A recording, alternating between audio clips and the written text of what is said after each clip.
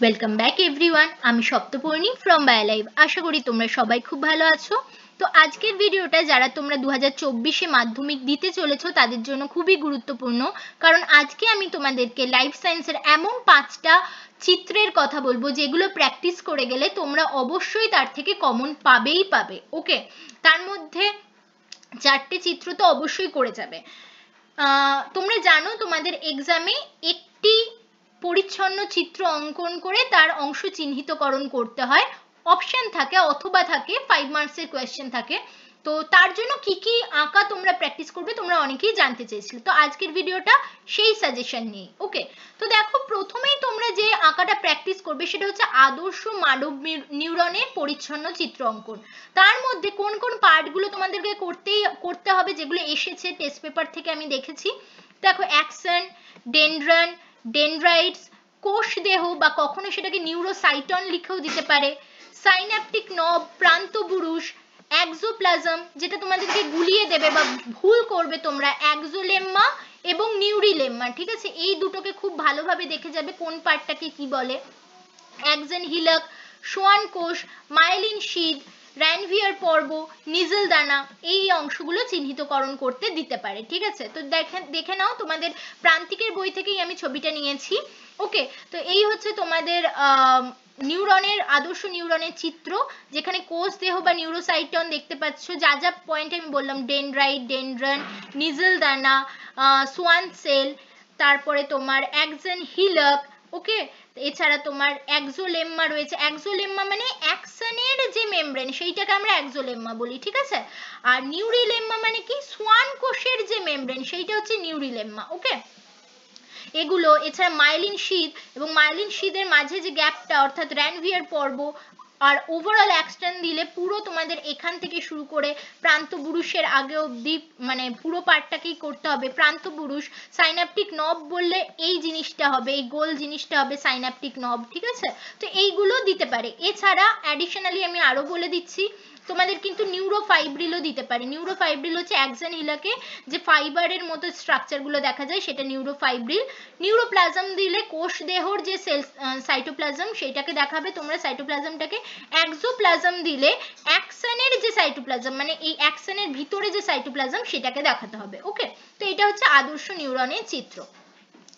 Next যে কোয়েশ্চেনটা তোমাদের দিতে পারে যে একটি আদর্শ ইউক্যারিওটিক ক্রোমোজোমের চিত্র অঙ্কন করো। ঠিক আছে, তো আদর্শ ইউক্যারিওটিক ক্রোমোজোমের মধ্যে কি কি অংশ দিতে পারে দেখো, ক্রোম্যাটিড, ক্রোমোমিয়ার, ক্রোমোনিমা। ঠিক আছে, ইম্পর্টেন্ট, ক্রোমোমিয়ার হচ্ছে ক্রোম্যাটিড যখন তোমরা আঁকছো বা ক্রোমোজোম আঁকছো যখন তোমরা, তার মধ্যে ডিএনএ এর যে অংশটা আঁকছো তার যে গোল গোল জায়গাগুলো অর্থাৎ পুঁতির মতো জায়গাগুলো, বিড অন স্ট্রিং স্ট্রাকচারের যে পুঁতির মতো জায়গাগুলো সেইগুলো হচ্ছে ক্রোমোমিয়ার।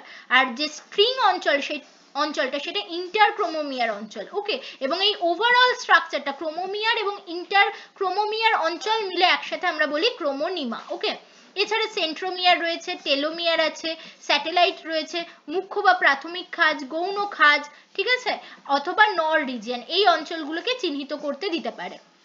তো দেখো এখানে তোমাদের একটা জিনিস বলি, যদি তোমাদেরকে ক্রোম্যাটিড আঁকতে না দেয় তাহলে সেক্ষেত্রে চিহ্নিত না করতে দেয় তাহলে সেক্ষেত্রে শুধু এই ছবিটা আঁকলেই হবে। ঠিক আছে, কারণ এখানেই তোমরা দেখো ক্রোমোমিয়ারও দেখাতে পারবে, আবার ইন্টারক্রোমোমিয়ার অঞ্চল বললে দুটো ক্রোমোমিয়ারের মাঝের যে অঞ্চলটা মানে দুটো বিডের মতো স্ট্রাকচারের মাঝের অঞ্চলটাকে আমরা ইন্টারক্রোমোমিয়ার অঞ্চল বলি, আর বিডটাকে বলি হচ্ছে আমরা ক্রোমোমিয়ার। তো ইন্টারক্রোমোমিয়ার অঞ্চলে দেখাতে পারবে এবং ওভারঅল এই স্ট্রাকচারটাকে আমরা বলছি হচ্ছে ওভারঅল এই যে সরু সুতোর মতো স্ট্রাকচার এটাকে বলছি ক্রোমোনিমা। ঠিক আছে, এগুলো দেখাতে পারবে।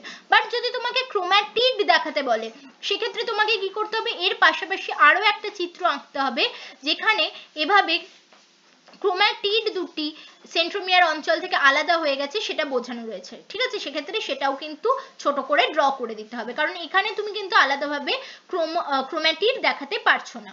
ওকে, চলো নেক্সট কোয়েশ্চেনে যাচ্ছি। দেখো বলছে প্রতিবর্ত চাপের চিত্র অঙ্কন, এটাও তোমাদের আসতে পারে। এক্ষেত্রে তোমাদের গ্রাহক, সংজ্ঞাবাহু বা সেন্সরি নিউরন, স্নায়ু কেন্দ্র, সুষুম্না কাণ্ড, নিউরোসিল, সহযোগী নিউরন, আজ্ঞাবহ মোটর বা চেস্টীয় নিউরন এবং কারক অঙ্গ, এগুলি মানে প্রতিবর্ত চাপের পুরো যা যা স্ট্রাকচার রয়েছে সেগুলো আসতে পারে। ছবিটা দেখে নাও, এটি একটি প্রতিবর্ত পথের চিত্র।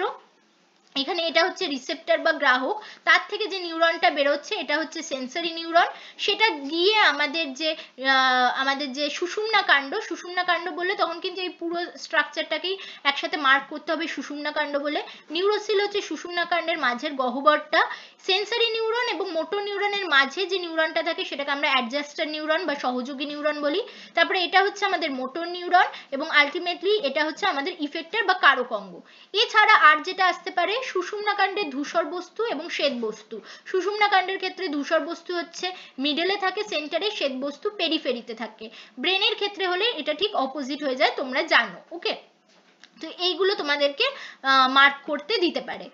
আচ্ছা, ফোর্থ ছবিতে যাচ্ছি, দেখো যে কোনো উদ্ভিদ বা প্রাণী কোষের মাইটোসিস কোষ বিভাজনের মেটাফেজ দশা, ঠিক আছে, এখানে সরি লেখা হয়নি, মাইটোসিস কোষ বিভাজনের মেটাফেজ দশার এই চিত্রগুলি অঙ্কন করতে মানে চিহ্নিতকরণ করতে দিতে পারে। মেটাফেজ দশাটাই বারবার আসছে আমি দেখলাম। তার মধ্যে মেরু অঞ্চল, metaphase plate, chromatid, chromosome, centromere, centriole, বেমতন্তু। ঠিক আছে, ছবি দেখে নিই চলো। এই হচ্ছে আমাদের মেটাফেজ দশার ছবি। এখানে মেরু অঞ্চল পেয়ে যাচ্ছ, বেমতন্তু পাচ্ছ, এগুলো সবই ক্রোমোজোমাল তন্তু বা এই সমস্ত কিছু মিলেই বেমতন্তু। অপত্য ক্রোমোজোম পাচ্ছ, এর মধ্যে যদি ক্রোম্যাটিড তোমাকে আঁকতে দেয় তাহলে এই অপত্য ক্রোমোজোমের যে কোনো, এই যে এই বাহুটা এটা একটা ক্রোম্যাটিড, এই বাহুটা এটা একটা ক্রোম্যাটিড, আলাদা করে আঁকতে হবে এবং মাঝখানে এই সেন্ট্রোমিয়ার অঞ্চলটাকে সেন্ট্রোমিয়ার হিসেবে দেখাতে হবে। ওকে, এবং এইগুলোই দিতে পারে, অ্যাস্ট্রাল রশ্মি দিতে পারে, এটা অ্যাস্ট্রাল রশ্মি হয়ে যাবে। ওকে, আর মেটাফেজ প্লেট বললে কোনটাকে বলবো? মেটাফেজ প্লেট হবে মাঝের এই জায়গাটা হবে metaphase plate. Okay, got it. চলো নেক্সট কোয়েশ্চেনে যাচ্ছি। নেক্সট কোয়েশ্চেন বলছে, দেখো সপুষ্পক উদ্ভিদের নিষেকে চিত্র অঙ্কন করে নিম্নলিখিত অংশগুলি চিহ্নিত করো। এটা খুব মানে না আসারই চান্স বেশি, বাট তাও যেহেতু আমি টেস্ট পেপারে দেখলাম এক জায়গায় দিয়েছে, তো এটাও তোমরা প্র্যাকটিস করে যাবে। এখানে নির্ণীত নিউক্লিয়াস, ডিম্বক, ডিম্বাণু, ভ্রূণস্থলী, প্রতিপাদক কোষ, কোষের সমষ্টি, সহকারী কোষ, এগুলি মার্ক করতে দিতে পারে। দেখে নাও, এই হচ্ছে আমাদের সপুষ্পক উদ্ভিদের নিষেকের ছবি। ঠিক আছে, এখানে সবকটাই তোমাদের মার্ক করাই রয়েছে, তো এই ছবিটাও কিন্তু তোমরা প্র্যাকটিস করে যাবে। ওকে, গট ইট।